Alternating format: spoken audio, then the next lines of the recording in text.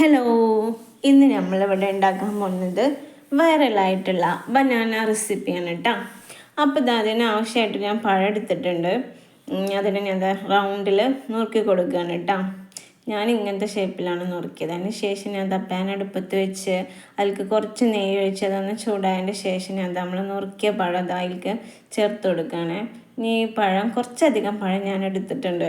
ഇവിടെ സ്വീറ്റ്സ് എല്ലാവർക്കും നല്ല ഇഷ്ടമായത് കാരണം ഞാൻ കുറച്ചധികം എടുത്തതാണ്. ഇനിയിപ്പോൾ അത് ഞാൻ നല്ലോണം ഒന്ന് മിക്സാക്കി കൊടുക്കുന്നുണ്ട്. പഴം ഒന്ന് റോസ്റ്റായി വരുന്നത് വരെ നമ്മൾ അങ്ങോട്ടും ഇങ്ങോട്ടൊക്കെ ഒന്ന് മിക്സാക്കി കൊടുക്കുക. ഇതപ്പം പഴം നല്ല റോസ്റ്റായി വന്നിട്ടുണ്ട്. അതിന് ശേഷം ഞാൻ ഒരു പിടി തേങ്ങ ചേർത്ത് കൊടുക്കുന്നുണ്ട്. തേങ്ങയും പിന്നെ അതിൻ്റെ കൂടെ തന്നെ കുറച്ച് ശർക്കരയും ചേർത്ത് കൊടുക്കാം. അപ്പം ഞാൻ ശർക്കര ഇവിടെ അച്ച് വെള്ളമായത് കാരണം ഞാൻ അതിനൊന്ന് ഉടച്ചെടുത്തിട്ടാണ് കേട്ടോ ചേർത്തുക്കണത്. അപ്പോൾ അതും കൂടി ചേർത്ത് നല്ലോണം ഒന്ന് മിക്സാക്കി കൊടുക്കുക. പിന്നെ ഇത് നല്ല വൈറലായിട്ടുള്ള ഒരു റെസിപ്പിയാണ്. അപ്പം ഒന്ന് ട്രൈ ചെയ്ത് നോക്കാമല്ലോ എന്ന് വിചാരിച്ചിട്ടാട്ടോ ഞാനിത് ഉണ്ടാക്കിക്കണത്. അപ്പോൾ ട്രൈ ചെയ്യാത്തവരൊക്കെ ഒന്ന് ട്രൈ ചെയ്ത് നോക്കി.